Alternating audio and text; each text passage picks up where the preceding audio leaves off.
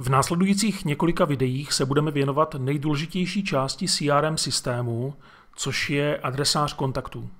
Struktura adresáře InTouch CRM vám možná bude ze začátku připadat trochu nezvykle. Je to proto, že celý systém je navržen tak, aby nevedl uživatele k vytváření duplicit a přitom, aby bylo možné modelovat téměř jakékoliv obchodní, pracovní nebo osobní vztahy. Jistě víte, že v podnikání a z pohledu zákonů se kontakty rozlišují na fyzické a právnické osoby. Fyzické osoby jsou jednoduše řečeno lidé a právnické osoby jsou firmy. Pokud člověk podniká, tak je živnostník nebo oficiálně OSVČ, osoba samostatně výdělečně činná. S rozlišením firem a lidí však v praxi nevystačíme. Máme také pobočky, provozovny, oddělení, pracovní skupiny, pracovní pozice nebo dokonce rodiny a to vše občas také potřebujeme evidovat a sledovat.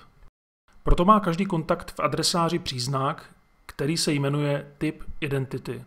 A ten rozlišuje, o jaký kontakt se jedná. Nejčastěji budeme samozřejmě používat 3 typy identity, které vidíme nahoře. Společnost, živnostník a osoba. Méně často pak provozovna nebo pracovní pozice. Adresář v InTouch CRM si představte jako potenciálně velký seznam kontaktů různých typů, jak jednoduše ukazuje obrázek. Mezi jednotlivými kontakty mohou existovat různé vazby a vztahy, například vztah zaměstnanec-zaměstnavatel, firma-investor, mateřská firma-sesterská firma nebo otec-dcera. Každý vztah má své vlastní údaje a parametry, jako například kdy začal, kdy skončil, jak moc je důležitý a podobně.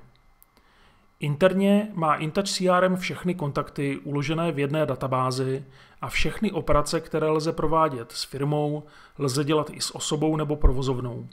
Z praktických důvodů je však občas výhodné pracovat izolovaně jen s firmami nebo jen s lidmi. Proto, když se podíváte na záložku adresář v hlavní navigaci, vidíte, že je rozdělena na další podzáložky. V první, nazvané Všechny kontakty, najdete, jak název napovídá, kompletní seznam všech kontaktů v databázi. Další záložka Firmy obsahuje všechny podnikající subjekty, tedy právnické osoby plus živnostníky.